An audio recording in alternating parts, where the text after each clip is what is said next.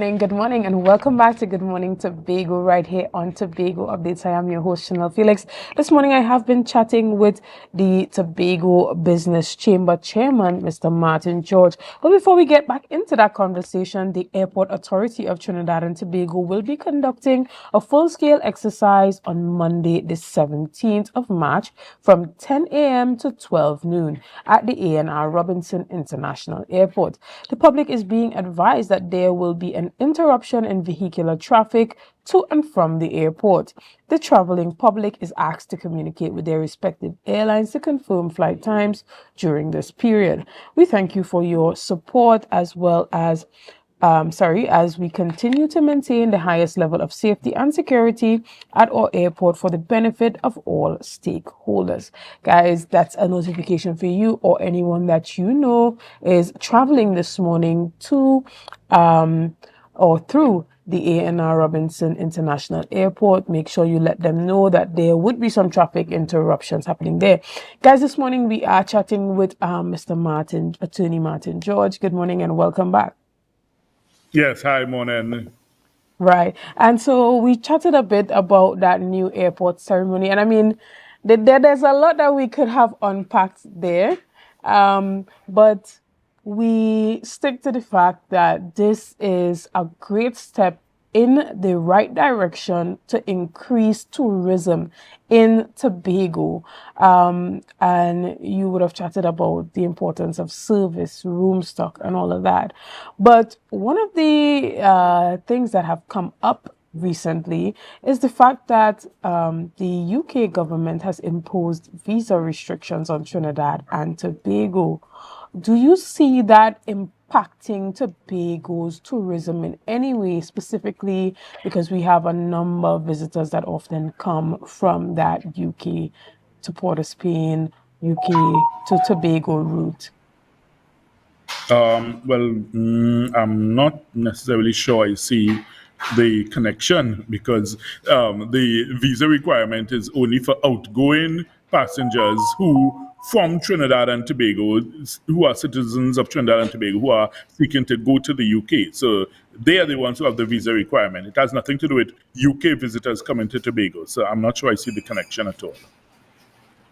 Do you think that it would hinder the relationship there? Because we know that we heard the Prime Minister talking about how unfair it is to Tobago in his address yesterday during that PNM meeting at Woodford Square. Do you think that Trinidad and Tobago may be looking at possibly also imposing visa restrictions on the UK as a response? No, the government could not ever contemplate that. It's never in our interest to seek to do so. Excellent. And so how do you envision moving forward that the government attempts to deal with this I think it has to situation? be done by negotiation and quiet diplomacy and lots of backroom meetings and some horse trading and wrangling, to try and ensure that whatever fears or concerns the British government had, that these concerns are quelled. Because as I said in my immediate reaction to it, I don't understand the proportionality of it in the sense that if you are saying that 439 nationals of Trinidad and Tobago have abused the system, then firstly that tells me then you know who these 439 persons are. Right? Because if you could give me such a specific number, that means you know their names, you probably have their passport numbers, copies of their passport biodata pages, because if they are abusing the system by applying for asylum, all of these things would have to be put forth. In fact, in some cases, I think their passports have to be surrendered. So you even may have their passports. Right? So if it is that some of these persons turn out to be either wanted criminals or whatever, or undesirables, or persons whom you want to refuse the asylum, then my simple solution is just send them back, deport them. Don't blacklist and tarnish the image of the entire country simply because of a few errant people. So that's why I found the reaction to be unfairly disproportionate and definitely heavy-handed against Trinidad and Tobago as a nation. And that's why I called for immediate discussions for its urgent review and removal. Right, and as it pertains to the business community, we heard from the chamber previously what do you think might be the effect on Tobago businesses specifically who are trading in the UK? Well, I mean, the thing is, again, I'm not sure I can see necessarily a direct connection because if you are a business person, then of course, yes, if you have to travel to the UK, it's just another hurdle that you have to cross. Now, my point is, it's an unnecessary hurdle, and that's why I'm calling for its reversal and removal.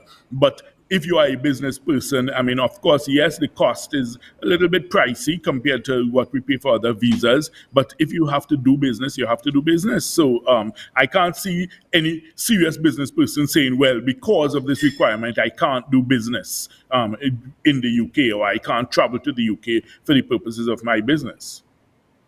Excellent. And for you particularly, do you think that this is something that needs to be done away with and dealt with as soon as possible? Yeah, that was my call. I responded immediately, and I need to start the discussions, open the negotiations, and ensure that this is removed and immediately dealt with. There's no doubt about that. How do you think this It's very impacts unfair, and it's a the backward step. how do you think this impacts the image of Trinidad and Tobago globally? Well, it's not a good sign because the point is, if it is that countries are beginning to impose visa restrictions, it basically almost says that, look, y'all are, I mean, I don't want to say undesirables, but you are not the most desired. Let's put it nicely. In other words, if you are highly desired, then you will have visa free entry. That's the simple fact of it. So you look at some of the strongest passports in the world, Singapore, Japan, those rank up there. And the point is, what they're basically telling those people is, hey, y'all are welcome anytime. Because, when you have over 100 countries giving them visa free entry, so they don't need visas, they could just travel anywhere, that kind of thing, then it says something about how your country is viewed. So therefore, it's never a good sign when you have a large power like the UK now imposing restrictions, visa restrictions on Trinidad and Tobago, where previously there were none. Right. And I don't know if you were able to listen to the presentation of Dr. Rowley yesterday, but he made some quite strong statements as it relates to the British government. He even suggested that they really do not see us as being equals, regardless of how far past, how far we are in that post-colonial era. Do you have any comments on that? Well, I mean, I imagine, as he's, it's a parting shot, so to speak, by him in that regard. And I mean, of course, he made his very strong views clear. But at the end of the day, it still requires diplomacy. So, I mean, it's not a scenario that requires, us to.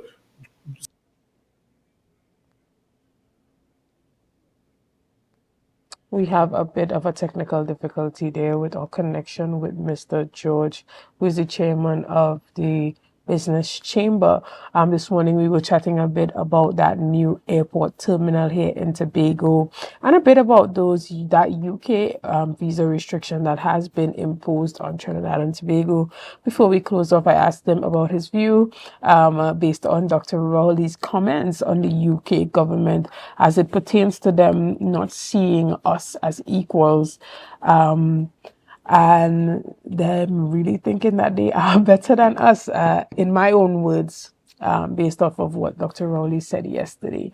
But guys, we're going to take a quick break right here and we'll be back with much more discussion. So see you soon.